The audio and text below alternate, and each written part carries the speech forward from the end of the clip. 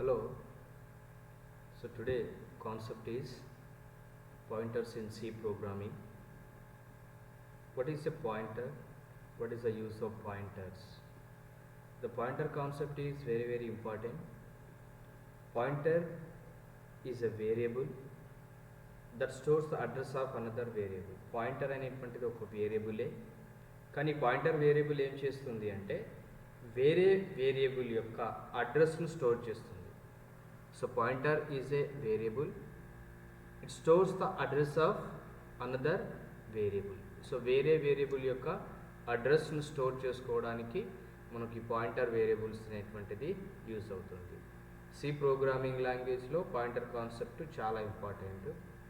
So pointer అంటే ఏంటిది అంటే ఇట్ కెన్ అంటే వేరే వేరియబుల్ మన కంప్యూటర్లో ఎక్కడ స్టోర్ అయి ఉందో దాని యొక్క అడ్రస్ను రిటర్న్ చేయడానికి ఈ పాయింటర్ వేరియబుల్స్ అనేటువంటిది యూజ్ చేస్తారు.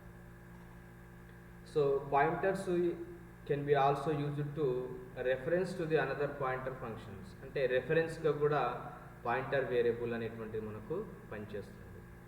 సో పాయింటర్కు సంబంధించి మనకు ఆ పాయింటర్లో మెమోరింగ్ అనేటువంటిది ఏ విధంగా ఉంటుంది అనేటువంటిది మెయిన్గా అంటే ఆ వేరియబుల్స్ అనేటువంటిది ఏ మెమరీ లొకేషన్స్లో మనకు స్టోర్ అయ్యిందో ఆ మెమొరీ అడ్రస్ను మనం డైరెక్ట్గా యాక్సెస్ చేసుకోవడానికి పాయింటర్స్ అనేటువంటిది యూజ్ చేస్తాం.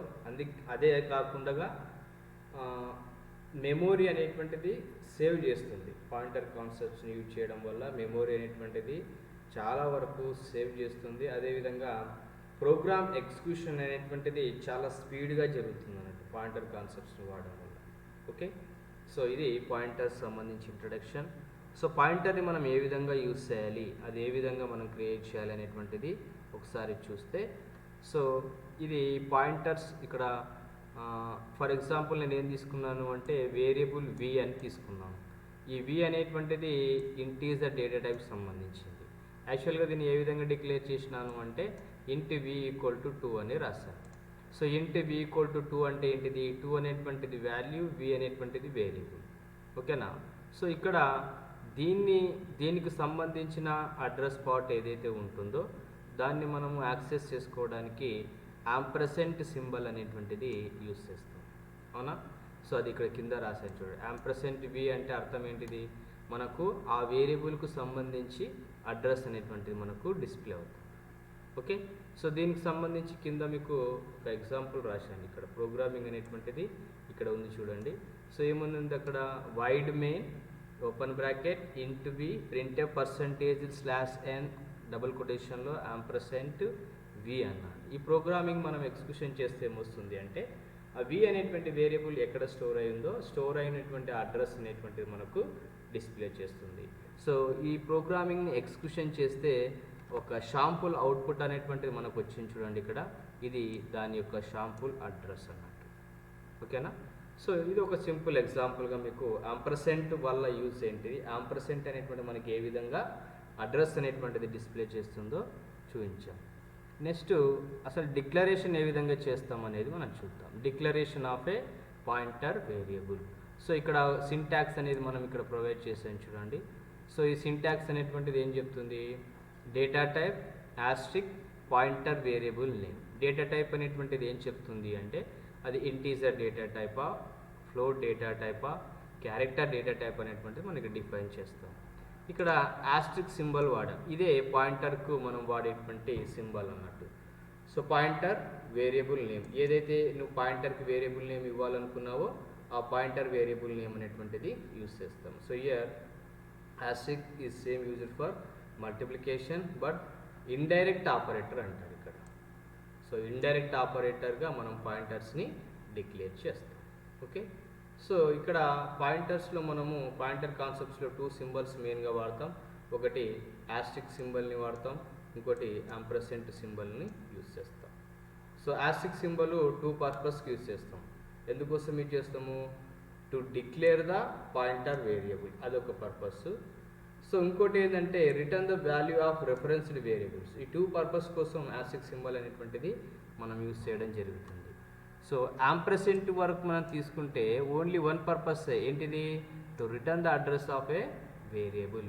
ఒక వేరియబుల్ యొక్క అడ్రస్ను రిటర్న్ చేయడానికి ఈ యాంపర్సెంట్ అనేటువంటిది యూస్ చేస్తాం. ఆస్ట్రిక్ అంటే టూ టాస్క్, అంటే పాయింటర్ వేరియబుల్ని డిక్లేర్ చేయడానికి, అదేవిధంగా రెఫరెన్స్డ్ వేరియబుల్స్ని రిటర్న్ చేయడానికి ఆస్ట్రిక్ సింబల్ని యూస్ చేస్తాం. ఓకే, ఇది pointers. Next types of the pointers. అసలు పాయింటర్స్ ఎన్ని రకాలుగా ఉన్నాయంటే, ఒకటి null pointer, wide pointer, next wild pointer అని మెయిన్గా 3 రకాల పాయింటర్స్ అనేటువంటి మనకు ఉన్నాయి. ఫస్ట్ వచ్చేసి ఏంటిది అంటే null pointer. So null pointer can create pointer by assigning the null values. అంటే మనము నల్ వాల్యూస్ని అసైన్ చేయడం ద్వారా పాయింటర్ కాన్సెప్ట్స్ని యూజ్ చేస్తే దాన్ని నల్ పాయింటర్ అని యూజ్ చేస్తారు. సో ఈ మెథడ్ ఏదైతే ఉంటుందో, ఏదైతే మనము ఎలాంటి అడ్రస్సింగ్ అసైన్మెంట్ ఆపరేటర్స్ సంబంధించి వాడట్లేదో అప్పుడు నల్ పాయింటర్స్ అనేటువంటిది యూజ్ చేస్తాం. సో ఈ నల్ పాయింటర్ అంటే మనకు ఆల్మోస్ట్ ఏముంటుంది అంటే 0 అనేటువంటి వాల్యూవే ఉంటుంది. ఇక్కడ నల్ పాయింటర్ సంబంధించి ఒక ఎగ్జాంపుల్ ప్రోగ్రామ్ చూడండి. యాష్ ఇంక్లూడ్ ఇది కామన్, ఇంట్ మెయిన్ కామన్. ఇక్కడ ఇంట్ Austric p equal to null. ఇది నల్ పాయింటర్, అంటే నేను పాయింటర్కి ఏం అసైన్ చేశాను, నల్ అనేటువంటిది యూజ్ చేశాను కాబట్టి ఇది నల్ పాయింటర్ అనేటువంటిది అవుతుంది.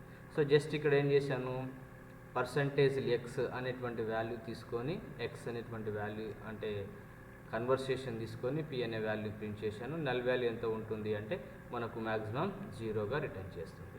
అది null pointer. So void pointer. Next second one ఏంటిది అంటే వైడ్ పాయింటర్.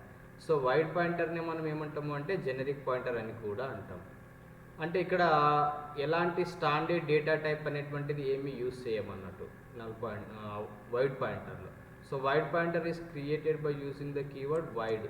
వైడ్ అని మనం వాడాము అంటే అది ఎలాంటి పాయింటర్ వాల్యూస్ని రిటర్న్ చేయలేదు అని అంటాం. ఇప్పుడు ఇదే వైడ్ మనం మెయిన్ ఫంక్షన్ ముందు వాడామనుకోండి, అప్పుడు ఏం చేస్తాము, ఆ ఫంక్షన్ ఎలాంటి వాల్యూస్ని రిటర్న్ చేయట్లేదు అని మనము ఐడెంటిఫై ఎలా చేసుకుంటాము. సేమ్ అదేవిధంగా ఇక్కడ ప్రోగ్రామ్ చూడండి, wide Austric p equal to null, అంటే ఇక్కడ కూడా అది ఎలాంటి వాల్యూ మనకు రిటర్న్ చేయట్లేదు అని అర్థం అన్నట్టు.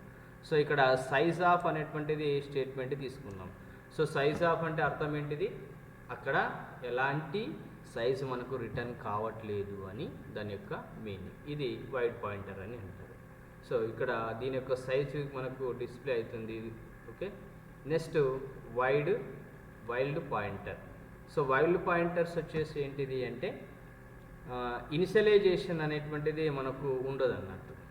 ఓకే, సో మనకి ఈ పాయింటర్స్ అనేటువంటిది చాలా ఎఫెక్టివ్లో అంటే ఎఫెక్టివ్గా ఏమీ ఉండదు, కానీ మనం ఏమంటామంటే మెమొరీ అలొకేషన్స్ ప్రాబ్లమ్స్ ఏవైతే ఉంటే ఆ మెమొరీ అలొకేషన్ ప్రాబ్లమ్స్ టు ఏదైనా క్రాసింగ్ ప్రాబ్లమ్స్ ఉన్నప్పుడు ఈ వైల్డ్ పాయింటర్స్ మనము యూస్ చేస్తాం. ఏం చేస్తుందంటే ఇది చాలా వరకు కేర్ఫుల్ వర్కింగ్ కండిషన్ చేస్తుందంటే వైల్డ్ పాయింటర్ అనేటువంటిది. ఓకే, సో దానికోసం ఈ వైల్డ్ పాయింటర్స్ అనేటువంటిది యూస్ చేస్తాం.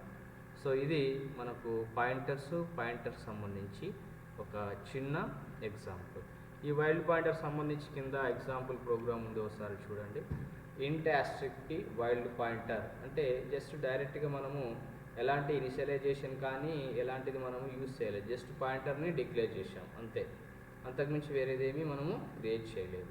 ఇలా చేయడం వల్ల ఇక్కడ చూడండి, the mention command dumped code అని ఇట్లా ఒక మెసేజింగ్ అనేటువంటిది వస్తుంది. అది ఎప్పటి వరకు ఒక 10 సెకండ్స్ మెయిన్ ఫంక్షన్స్ అనేటువంటిది ఫాల్ట్ అనేటువంటిది జనరేట్ అవుతుంది అని చెప్పడానికి ఒక మెసేజ్ రూపంలో పాయింటర్ రిలేటెడ్ ఎర్రర్స్ని ఫైండ్ అవుట్ చేయడానికి ఈ వైల్డ్ పాయింటర్ అనేటువంటిది యూస్ చేస్తాం. ఇది మనం ఎక్కువగా యూస్ చేయము, మ్యాక్సిమం మనం యూస్ చేసేది వైల్డ్ పాయింటర్ యూస్ చేస్తాం, నల్ పాయింటర్ అనేటువంటిది యూస్ చేస్తాం. ఓకే, సో ఇది పాయింటర్ సంబంధించిన ఎగ్జాంపుల్. సో ఇప్పుడు మీకు ఒక చిన్న ప్రోగ్రామ్ చూడండి, ప్రోగ్రామింగ్ చేసాము. సో ఇక్కడ ఏముందో ఒకసారి చూడండి, మనకు